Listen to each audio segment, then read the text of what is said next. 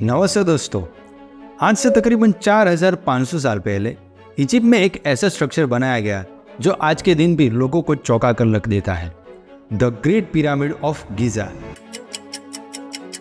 146 metre ऊंचा ये pyramid तकरीबन 3800 सालों तक इंसानों के द्वारा बनाया गया सबसे ऊंचा स्ट्रक्चर रहा। इस पिरामिड में तकरीबन 2.5 मिलियन ब्लॉक्स को एक दूसरे के साथ रखा गया है और इसका कुल वजन तकरीबन 6 मिलियन टन बताया जाता है। अगर इसे आज कंपेयर करें दुनिया की सबसे ऊंची बिल्डिंग बुर्ज खलीफा से, तो उसका वजन सिर्फ 5 लाख टन है। लेकिन दोस्तों, सबसे हैरान करने वाली बात यह है कि आखिरकार the great pyramid of Giza को आखिरकार बनाया कैसे गया होगा, क्योंकि उस जमाने में ना तो कोई एडवांस टेक्नोलॉजी थी, ना ही कोई क्रेन थी, ना ही कोई बुलडोजर, और ना ही उस वक्त पहिए भी एग्जिस्ट नहीं करते थे। फिर भी उन लोगों ने उस जमाने में एक ऐसा मॉन्यूमेंट बनाया जो आज तक खड़ा है। तो आखिरकार ये सब कैसे मुमकिन हो पाया, आइए जानते हैं दोस्तों इस वीडियो में पिरामिड के रहस्य के पीछे का राज। अनुमान लगाया जाता है कि the great pyramid of Giza को बनाया गया था साल 2560 BCE में फेरो कोफू के द्वारा। एंशिएंट इजिप्ट में राजा महाराजा को फेरो के नाम से जाना जाता था। ये पिरामिड नाइल नदी के वेस्ट बैंक पर स्थित है। अगर आप इसे मैप से देखोगे तो सिर्फ एक इकलौता पिरामिड नहीं है, 2 और पिरामिड मौजूद है। सबसे बड़ा है the great pyramid of Giza, दूसरा है द पिरामिड ऑफ खाफरे एंड तीसरा है पिरामिड ऑफ मेनकोरे। इन तीनों के अलावा 118 और पिरामिड्स थे, लेकिन ज्यादातर वेदरिंग एंड टाइम की वजह से आज नष्ट हो चुके हैं। लेकिन सबसे अच्छी कंडीशन में ये 3 पिरामिड्स ही है, and specially the great pyramid of Giza. दोस्तों, क्या कारण रहा होगा इन पिरामिड्स को बनाने के पीछे? वही कारण जो अक्सर एंशिएंट स्ट्रक्चर के पीछे होता है, यानी कि इन पिरामिड्स को मकबरे के तौर पर बनाया गया था। एंशिएंट इजिप्शियंस आफ्टर लाइफ यानी कि मरने के बाद की दुनिया में मानते थे। उनका मानना था कि मरने के बाद उनकी लाइफ पूरी नहीं होती, बल्कि मरने के बाद उनकी आत्मा दूसरी दुनिया में जाती है, जहाँ पर भगवान उनकी आत्मा को परखते हैं, और जिन लोगों ने अच्छा काम किया है उन लोगों की आत्मा दूसरी दुनिया में काफी अच्छे से जीती है। इसी विश्वास की वजह से राजा महाराजा ऐसे टूम्स बनवाते थे ताकि उनकी आफ्टर लाइफ काफी अच्छे से गुजरे। आप सोचेंगे कि हमें कैसे पता चला कि पिरामिड्स को एक मकबरे के तौर पर ही बनाया गया होगा, क्योंकि काफी सारे दूसरे पिरामिड्स में ऐसे लेख एंड स्ट्रक्चर्स मिले हुए हैं जहाँ पर कॉफिन्स भी मिले हैं, एंड टेक्स्ट को पढ़ने के बाद पता चलता है कि वो एक मकबरा ही है। लेकिन हैरान करने की बात यह है कि the great pyramid of Giza में काफी कम एविडेंस मिले हैं एक मकबरे के तौर पर। जब आर्कियोलॉजिस्ट इस पिरामिड के अंदर गए तो उनको सिर्फ 3 चीजें मिली, जिसमें से एक कॉफिन था जो कि खाली पाया गया था। आर्कियोलॉजिस्ट मानते हैं कि ये फेरो कोफू का होगा, एंड आसपास की सभी चीजें गायब थी, और माना जाता है कि इतने सारे सालों में शायद ये सब चीजें चोरी हो गई होंगी। लेकिन जो लोग इस थियरी से डिसएग्री करते, उन लोगों की अल्टरनेटिव थियरीज काफी अजीबोगरीब होती हैं, जैसे कि पिरामिड्स को एलियन से बनाया होगा, या फिर सबसे पॉपुलर थियरी है कि the great pyramid of Giza एक पावर प्लांट था, यानी कि यहाँ से इलेक्ट्रिसिटी की पावर जनरेट होती थी। और कई सारे लोग तो निकोला टेस्ला की थियरीज को भी पिरामिड से लिंक करते हैं। दोस्तों, ऐसी थियरीज तब बनती है जब कोई ठोस एविडेंस नहीं होता। कंस्पिरेसी थियरीज जो भी हो, लेकिन हिस्टोरियंस एंड आर्कियोलॉजिस्ट मानते हैं कि the great pyramid of Giza एक मकबरे के तौर पर ही बनाया गया था। अब आते हैं हमारे मेन सवाल पर कि आखिरकार इस पिरामिड को बनाया कैसे गया होगा, क्योंकि यही एक चीज इस पिरामिड के बारे में है जो सबसे ज्यादा मिस्टीरियस है। तो दोस्तों, इसके पीछे काफी सारे थियरीज को मैं डिस्कस करने वाला हूँ, लेकिन उससे पहले मैं एक मिसकंसेप्शन दूर करना चाहता हूँ। काफी सारे लोग ये मानते हैं कि पिरामिड्स को बनाने वाले जो वर्कर्स थे वो काफी ज्यादा गरीब और उनको स्लेव्स की तरह रखा जाता था। उनको काफी ज्यादा मारा पीटा जाता था और खाना भी नहीं दिया जाता था। और ये थियरी सबसे पहले सजेस्ट करी थी हेरोडोटस ने, जो कि 5th सेंचुरी के हिस्टोरियन थे। तो उन्होंने ये पहली बार थियरी दी थी। लेकिन दोस्तों, ये पूरी तरीके से गलत है। जो लेबर इस पिरामिड पर काम कर रहे थे वो काफी ज्यादा स्किलफुल एंड एवरेज ह्यूमन से काफी ज्यादा काम करने वाले थे। वो लोग सिटीज में कंस्ट्रक्शन की साइट पर ही रहते थे और उनको अच्छा खाना दिया जाता था और समाज में उनकी काफी ज्यादा रिस्पेक्ट होती थी। टोटल देखा जाए तो तकरीबन 20,000 से 30,000 वर्कर्स लगे होंगे इस पिरामिड को बनाने के लिए। कंस्ट्रक्शन का मटेरियल ज्यादातर आसपास के एरिया से आया था और ज्यादा से ज्यादा दूर तकरीबन 800 किलोमीटर सदर्न एरिया तक से आया होगा। इस पिरामिड तकरीबन 2.5 मिलियन पत्थर के ब्लॉक्स है, जिसमें 5.5 million ton limestone, 8,000 ton granite and 5 lakh ton mortar का इस्तेमाल किया गया है। आपके मन में ये सवाल आएगा कि इतने बड़े बड़े पत्थरों को आखिरकार काटा कैसे गया होगा, क्योंकि उस समय पर आयरन की खोज नहीं हुई थी। तो इसीलिए इजिप्शियन कॉपर के टूल्स एंड डोलाइट के टूल्स का इस्तेमाल करते हैं। हार्ड पत्थर जैसे कि ग्रेनाइट को काटने के लिए डोलाइट के टूल्स को इस्तेमाल किया जाता था। लेकिन सवाल ये भी है कि पत्थरों को इतने प्रिसाइज तरीके से कैसे काटा गया होगा। इसके लिए इजिप्शियन काफी यूनिक आइडियाज को इस्तेमाल करते थे, जैसे कि बड़े पत्थरों में छोटे छोटे होल सीधी लाइन में करते थे। जैसे कि आप इन इमेजेस में देख रहे होंगे कि सबसे पहले बड़े पत्थरों पर छोटे छोटे होल लाइन में कर दिए जाते थे। उसके बाद उन होल्स में लकड़ी के टुकड़े डाल दिए जाते थे और उस पर पानी डाला जाता था, जिससे कि लकड़ी फूल जाती थी एंड पत्थर टूटकर बाहर आ जाता था। दोस्तों, ऐसा ही तरीका आज भी यूज होता है, लेकिन आज हम आयरन के वेजेस का इस्तेमाल करते हैं एंड हैमर का यूज करते हैं।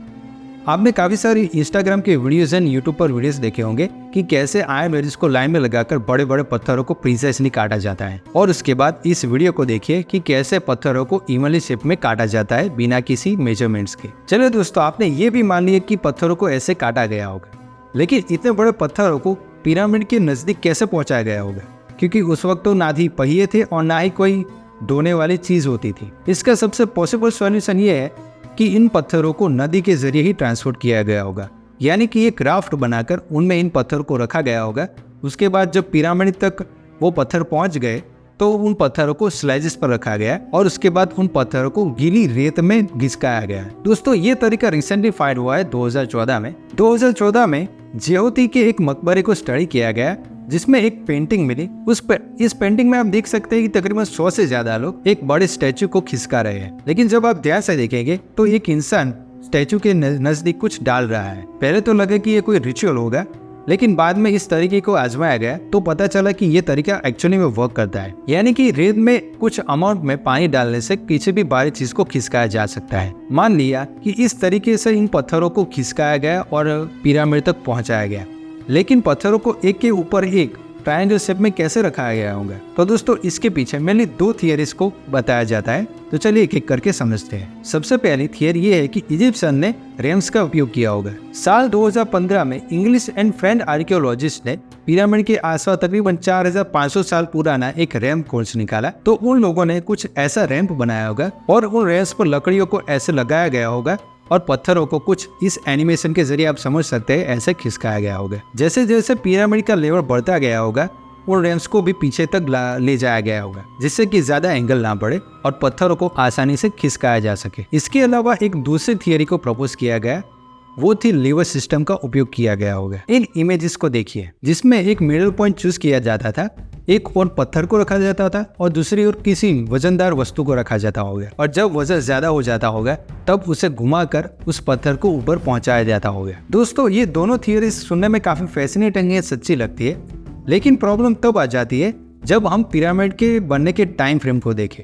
हमको पता है कि पिरामिड को बनने के लिए सिर्फ 20 साल लगे थे। अगर इस टाइम फ्रेम में हमें पिरामिड को कंप्लीट करना है तो हर रोज तकरीबन 20,000 लोगों को एक एक करके पत्थर को हर 3 मिनट में फिक्स करना पड़ेगा, तब जाकर ये पिरामिड 20 साल में कंप्लीट हो पाएगा। और ये दोस्तों इम्पॉसिबल चीज लगती है कि वर्कर्स ने उस समय इतना ज्यादा फास्ट काम किया होगा। तो दोस्तों, इसी वजह से आज तक ये सबसे बड़ी मिस्ट्री है कि आखिरकार द ग्रेट पिरामिड ऑफ गिजा को बनाया कैसे गया होगा। हमें थियरीज तो पता है कि ऐसे इस पिरामिड को बनाया होगा, लेकिन एग्जैक्टली क्या हुआ होगा वो कोई भी नहीं जानता। पिरामिड्स के शुरुआती लेयर्स में मोर्टार का इस्तेमाल नहीं किया गया, लेकिन ऊपरी लेयर से मोर्टार का इस्तेमाल किया गया है, जिससे कि पिरामिड की स्टेबिलिटी बढ़े। और कंस्ट्रक्शन के आखिरी स्टेप में पिरामिड के ऊपर लाइमस्टोन की एक व्हाइट परत को चढ़ाया गया था। इसकी वजह से सनलाइट में ये पिरामिड काफी ज्यादा चमकते थे, लेकिन ये चीज हजारों सालों में टूट चुकी है। लेकिन अब भी द ग्रेट पिरामिड ऑफ गिजा के ऊपरी लेयर्स में आप इस व्हाइट लेयर को देख पाएंगे। दोस्तों, पिरामिड की कंस्ट्रक्शन की जगह एंड डिजाइन भी काफी ज्यादा फैसिनेटिंग है। क्या आपको पता है कि पिरामिड की चारों डायरेक्शंस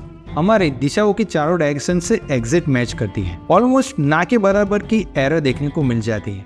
तो आखिरकार ऐसे पॉसिबल कैसे हो पाया, क्योंकि उस समय ना तो कोई जीपीएस था और ना ही कोई एडवांस टेक्नोलॉजी थी। रिसर्चर्स ने अपनी थियोरेटिकल एक्सप्लेनेशन देने की कोशिश की कि आखिरकार कैसे इजिप्शियन लोगों ने इतना high level of precision achieve किया होगा। रिसर्चर्स ने ऑटम इक्विनॉक्स की थियरी को प्रपोज किया। ऑटम इक्विनॉक्स में रात और दिन का टाइम ऑलमोस्ट सेम हो जाता है और इस समय ईस्ट और वेस्ट में पड़ने वाली परछाई ऑलमोस्ट एक लाइन में होती है। और इस थियरी में जो भी एरर दिखता है वही एरर हमें गिजा पिरामिड के अंदर देखने को मिलता है। दूसरी थियरी प्रपोज की गई तारों की कॉन्स्टेलेशन के बारे में। रिसर्चर्स ने यह भी कहा कि तारों की कॉन्स्टेलेशन की एंड दिशाओं की मदद से भी इन पिरामिड्स को बनाया होगा। 1989 में एक ऑथर थे जिनका नाम था रॉबर्ट बोवेल।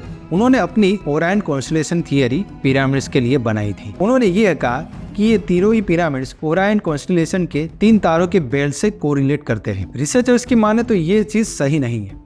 जब उन्होंने एक्सपेरिमेंट किया तो पता चला कि ओरायन बेल्ट के जो 3 तारे हैं उससे पिरामिड कोरिलेट नहीं करते। दूसरा कि तीनों ही पिरामिड एक समय पर प्लान किए गए नहीं थे और तीनों की कंस्ट्रक्शन टाइम भी अलग अलग है। काफी सारे रिसर्चर्स ने इन पिरामिड्स की अलाइनमेंट को लेकर काफी सारे दावे भी किए हैं, जैसे कि इजिप्शियन ने इंच की जगह क्यूबिट का इस्तेमाल किया था। एक क्यूबिट यानी कि 1.86 फीट होता है एंड एक क्यूबिट हमारी धरती की इक्वेटर का तकरीबन 25 मिलियन भाग है। दूसरी फैसिनेटिंग चीज ये बताई थी कि पिरामिड की एक साइड की लेंथ तकरीबन 365.242 क्यूबिट है और ये लेंथ एग्जैक्टली मैच करती है हमारे धरती के एक ईयर को। दूसरा एक फैक्ट ये भी बताया जाता है कि पिरामिड की लोकेशन स्पीड ऑफ लाइट से भी मैच करती है। जब पिरामिड के लोकेशन के कोऑर्डिनेट्स को देखा गया तो उनके नंबर स्पीड ऑफ लाइट से एग्जैक्ट मैच करते थे। दोस्तों ये फैक्ट्स बताना मुझे इसलिए जरूरी लगा कि हमारा दिमाग पैटर्न्स को ढूंढने में काफी ज्यादा अच्छा है। यानी कि हमें जब किसी भी चीज को लेकर कोई एक पैटर्न या फिर कोई एक लॉजिक नजर आता है तो हम उसे सच मानने लगते हैं। आखिरकार देखा जाए तो ऐसे कितने ही स्ट्रक्चर है जिसमें ऐसे फैक्ट्स हम निकाल सकते हैं। जब चीजों का कोई ठोस सबूत या फिर कोई ठोस एविडेंस नहीं होता तब हमारा दिमाग पैटर्न्स एंड आइडियाज को ढूंढने लग जाता है। अगर कोई आइडिया और पैटर्न हमें लिंक मिल जाती है तब उन पैटर्न्स एंड आइडियाज को हम सच मानने लग जाते हैं। जैसे कि एलियंस ने पिरामिड्स को बनाया होगा या फिर पिरामिड एक बहुत बड़ा पावर प्लांट था एंड इस पिरामिड्स को वायरलेसली एनर्जी को ट्रांसफर के लिए बनाया गया था। The great pyramid of Giza की यही चीजें उस जगह को काफी ज्यादा फैसिनेटिंग बनाती हैं। अब तक हम काफी सारी चीजें पिरामिड के बारे में पता लगा पाए हैं, लेकिन अभी ये पता नहीं चल पाया कि आखिरकार इस पिरामिड को एक्चुअली कैसे बनाया गया होगा। तो दोस्तों कैसा लगा ये वीडियो कमेंट बॉक्स में जरूर लिखिएगा और अगर आपको ये वीडियो पसंद आया हो तो इस वीडियो को लाइक कीजिए, शेयर कीजिए और सब्सक्राइब करना बिल्कुल ना भूलें। तो अगली वीडियो में मिलेंगे, तब तक के लिए हैव अ नाइस डे। जय हिंद, जय भारत। Thank you.